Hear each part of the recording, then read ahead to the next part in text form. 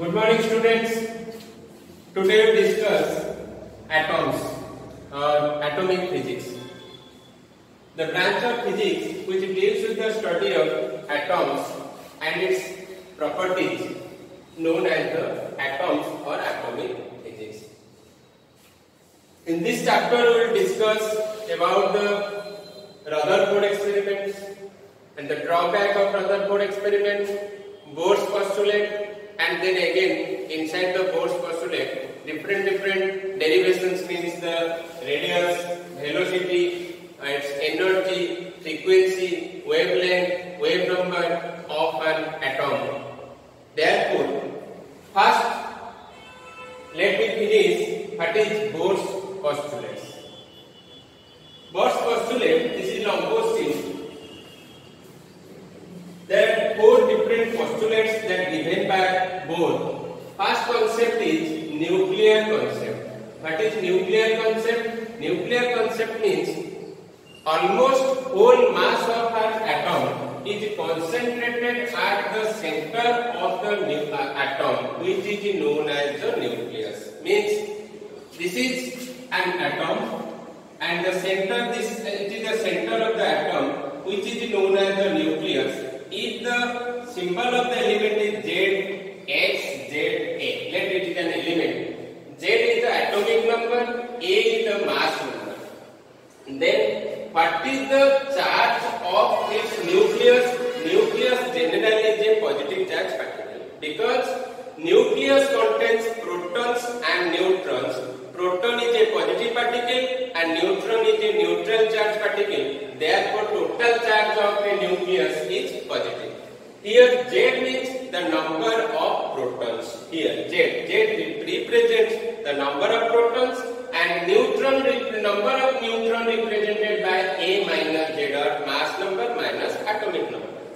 If Z is the number of proton, then in case of nucleus, how many number of protons are there? Z number of proton. And what is the charge of each proton? That is plus C, means 1.6 into 10 to the power minus 19 coulomb. Now the charge of proton nucleus becomes Z into plus E, that is equal to plus Z, because neutron, which is a neutral, means charge is 0.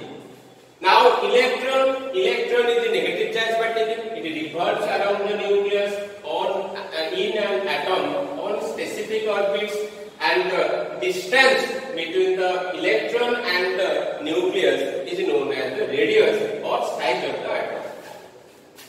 Therefore, the first concept of Bohr's postulate, which is known as the nuclear concept, which gives the basic idea about the nucleus, and that is given by Bohr. Therefore, the definition of nuclear concept gives the definition of the nucleus. And second postulate is your stationary orbits. Stationary means rest. Means an electron always revolve around the nucleus on a specific orbit, just like the planets revolve around the sun on specific orbits. Therefore, these orbits means not only one electron revolves around the nucleus. There are many number of electrons. Therefore, these orbits are known as the stationary. Means each electron has only one orbit, specific orbit, and that orbits are known as, in case of Bohr's postulate, the stationary orbits. This is the second concept of the Bohr's postulate. Third concept is the quantum condition. Quantum condition means the quantum number. Quantum number means what is the quantum condition? Now, each electron those electrons only are permitted to revolve around the nucleus which angular momentum, or whose angular momentum is the integral multiple of h by 2 pi. What is h? H is the Planck's constant. Means in an atom only those electrons, not almost all electrons can revolve around the nucleus. Only those electrons will be permitted to revolve around the nucleus whose angular momentum. Angular momentum means product of mass, velocity, radius. Angular momentum is equal to the integral multiple of integral means 1, 2, transitive is 1, 2, 3 number of orbits, represent the number of orbits. H by 2 pi. H is the Planck's constant, 2 pi is taken because when electron completes one revolution, it makes an angle 2 pi at the center. Therefore, H by 2 pi, where n is equal to 1, 2, 3 dot dot dot, means n represents the number of orbits. Means if n is equal to 1, then this is for first orbit. If n is equal to 2, this is for second orbit. If n is equal to 3, this is for third orbit. And h is the Planck's constant, whose value is 6.63 into 10 to the power minus 34 joules second. Now comes to the fourth postulate. Fourth postulate, which is known as the frequency condition. Frequency condition means whenever electron revolves around the nucleus, it will emit or absorb energy. It will either emit energy or absorb energy. Means either energy can be positive or energy can be negative, or energy can be lost or energy can be gained by the electron. When it jumps from higher orbit to lower orbit or lower orbit to higher orbit, vice versa.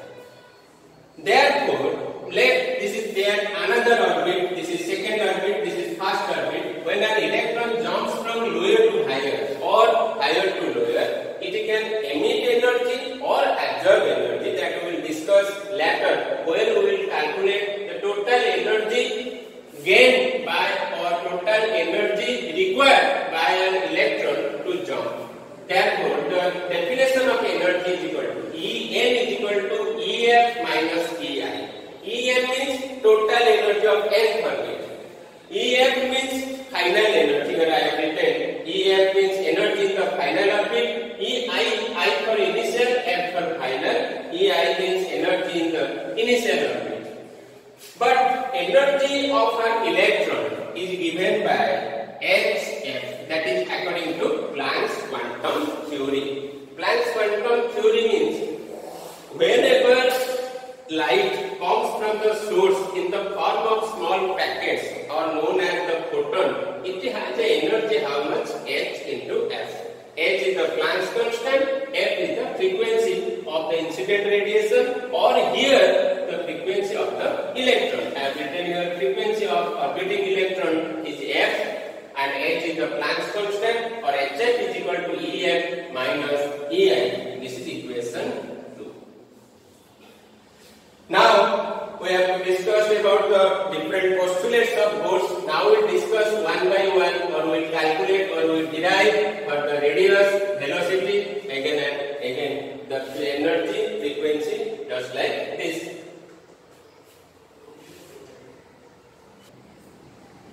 Okay, next, the Bohr's theory of hydrogen atoms.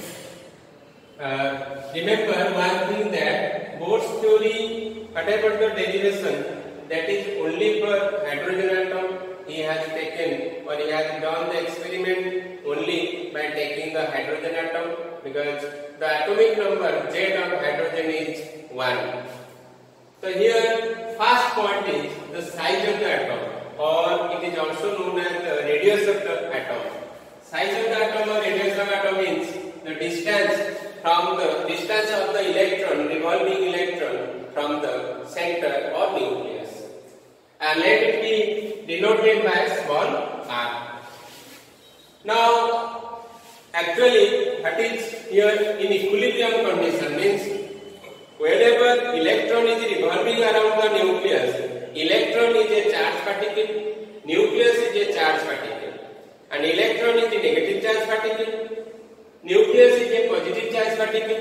They are separated certain distance, small r, means in between electron and nucleus there is an electrostatic force of attraction will be produced, which is given by Fe.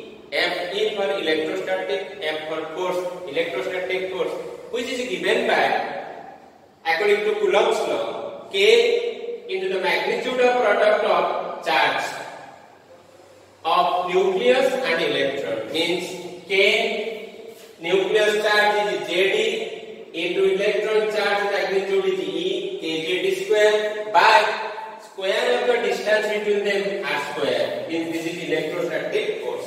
K Jd into E by r square or K Jd square by r square. This is electrostatic force. And as the electron revolves around the nucleus, it also executes the centripetal force. Centripetal force, which is given by Fc, C for centripetal, F for force, and it is given by the formula mv square by r, where m is the mass of the electron, v is the velocity of the revolving electron, and r is the separation or distance from the center of the atom or nucleus. That is given by mv square by r. Now the question is that as the electron revolves on a specific orbit or stationary orbit, therefore these two forces, means electrostatic force and centripetal force, are balanced. Means electron and the nucleus are in equilibrium condition, or net force is equal to 0. Means we will equal the two forces, centripetal force and the electrostatic force. Means mv square by r equal to k jd square by r square. K jd square by r square. Now I will cancel out this r square. Means mv square is equal to k jd square by r, or v square is equal to k jd square by m into r. This becomes equation 1. Remember, here I have obtained, or I obtained the value of v square. Now from Bohr's third postulate, quantum number, the angular momentum is the integral multiple of h by 2 pi, means mvr is equal to mh by 2 pi. Therefore I have written here from Bohr's postulates mvr is equal to mh by 2 pi, or here from this formula, this equation, I will find out the value of v equal to nh by 2 by m into r. Now this is equation 2, this is equation 1. Now this is the value of v and this is the value of v square. Now I have to obtain the value of r, means radius here. In this equation 2 there is also r, in the equation 1 there is also r.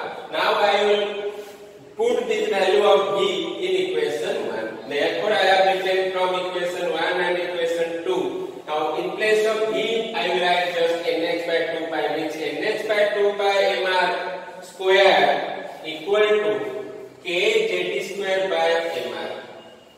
This value of v I have taken here in equation 1. In place of v, just I have put the value of nh by 2 by mr. Now nh by 2 by mr square is equal to k jd square by mr, means I have to find out the value of r. Now squaring this side, n square h square by 4 pi square m square r square is equal to k jd square by mr. R are cancelled out. By solving this equation, I will get the value of r is equal to n square h square by 4 pi square k means jd square. Means this is n means the number of orbits, h means Planck's constant, 4 constant, pi 3.14, k Coulomb's constant, m mass of electron, that is constant, z atomic number, that is for a particular atom, that is constant, e charge of electron, that is 1.6 × -19 coulomb, that is a constant. As this is n, therefore I have written Rn, means orbit n radius or atomic size in nth orbit. Rn is equal to this much. As except the n, everything are constant. This is Planck's constant, 4 pi square, Coulomb's constant, mass of electron, atomic number, charge of electron, these all are constant. Therefore Rn directly proportional to n square. I can write Rn directly proportional to n square, means the radius or atomic size of an atom is always directly proportional to the number of orbits square. Means if the number of orbits increases, then the radius of size of the atom increases according to the square of the number of orbits.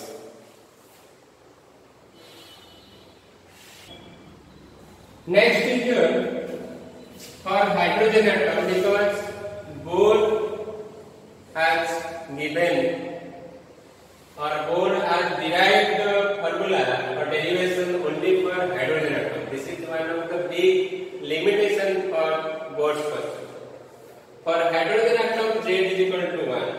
Now, by putting in place of Z is equal to 1 in nth orbit of radius, R n becomes n square h square by 4 pi square k m e square.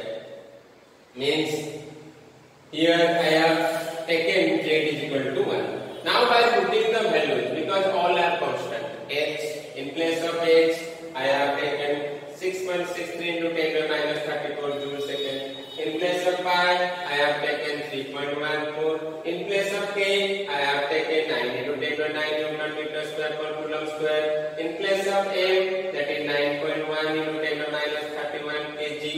And in place of E, 1.6 10 to the minus 19 coulomb, and n is equal to 1 means for first orbit. For first orbit n is equal to 1, for second orbit n is equal to 2, for third orbit n is equal to 3, for fourth orbit n is equal to 4, and so on. Now I will find out the value of R1. R1 means radius of first orbit. R1 becomes 0.53 angstrom. It is always the radius or size of the atom is measured in angstrom unit. And this is the, remember this is supposing the first orbit, the radius of hydrogen atom in the first orbit always 0.53 angstrom. For second orbit, I have to find out the radius in the second orbit of hydrogen atom. That means radius is always directly proportional to n square. Means in place of when I have to find out the R2, if we remember the first radius of the first orbit, then you can also find out R2, R3, R4, R5, whatever the required question. R2 means in place of n I have to put 2. R1 means in place of n I have taken n is equal to 1 here. Means if it is 1, this much value. If it is 2, means 2 square, just multiply 2 square into R1. 2 square into R1 means 4 into 0.53 angstrom. That is 4 into 0.53 means 2.12 angstrom. Or R n is equal to n square into R1. Whatever Rn means, let us fifth orbit question find out the radius of fifth orbit. R5 is equal to 5 square into R1 means 0.53 angstrom into 25. Or R4 means in place of n I have to put 4 means 4 square into 0.53 angstrom, and so on. This is the required derivations and the radius or size of the atom in place in case of Bohr's postulate for first orbit, again and second orbit, and whatever the which orbit is required. Next part is the derivation for orbital velocity. Means I have to find the value of the velocity with which the orbiting electron revolves around the nucleus. Let it be denoted by V vector. Now from Bohr's postulates, Bohr's quantum condition, the angular momentum is the integral multiple of h by 2 pi. Therefore I have written here n is equal to nh by 2 pi. Now MVR, in place of L I have just put MVR is equal to nh by 2 pi, or V is equal to nh by 2 pi into mr. Means this is the value of velocity. But in place of r, I have also find in previous sections, in section A, the radius means r is the radius of Bohr's atom. Therefore, r is equal to n square h square by 4 pi square k m z square. Or I can now put the value of r in the value in this equation. V is equal to nh by 2 pi mr. Then I will find out V is equal to nh by 2 pi m. In place of r, I have just taken this value square by 4 pi square k m z square. Or I can solve this 4 pi square k m z square into n h divided by 2 pi m into n square h square. Now by cancelling n h on the both numerator and denominator, pi and 4 by 2, then I will find out Vn, means for nth orbit the velocity 2 pi k z square by nh, means here 2 is a constant, pi is a constant, k is the Coulomb's constant, z is the atomic number, e is the charge of electron, n is the number of orbit, h is the Planck's constant. This is the required expression or derivation for the nth orbital velocity for nth orbit of an atom by Bohr's postulate. But Bohr only classified or denoted or obtained the values of radius and velocity for hydrogen atom. Therefore, for H atom or hydrogen atom, Z is equal to 1. Now I can able to put the value of Z is equal to 1 in this equation. Vn is equal to 2 pi k Z square by nh, and find out Vn is equal to 2 pi k square by nh. 2 pi k square by nh, where n is the number of orbit. Therefore, it is nth orbit, or this is the velocity of orbiting electron, or known as the orbital velocity of the revolving electron in nth orbit. As 2 pi k square h are constant, therefore the orbital velocity of nth orbit of revolving electron is inversely proportional to the number of orbits. Now, by putting the value of pi, k, e, h and n is equal to 1, means for first orbit, I have taken here V1 is equal to 21.82 10 to the power 5 meters by second. Means I have taken pi is equal to 3.1, k is equal to 9 into 10 to 9 Newton meter square per coulomb square, e is equal to 1.6 10 to minus 19 coulomb, n is equal to 1, h is equal to 6.63 10 to minus 34 joule second, and solve this. Then you will find out the value of orbital velocity of the revolving electron or first orbit. By finding or by obtaining this value, or by taking this value, you can now able to calculate in the second orbit, third orbit, fourth orbit, fifth orbit by just dividing the number of orbits. Means for second orbit, just divide by 2, for third orbit, just divide by 3, and so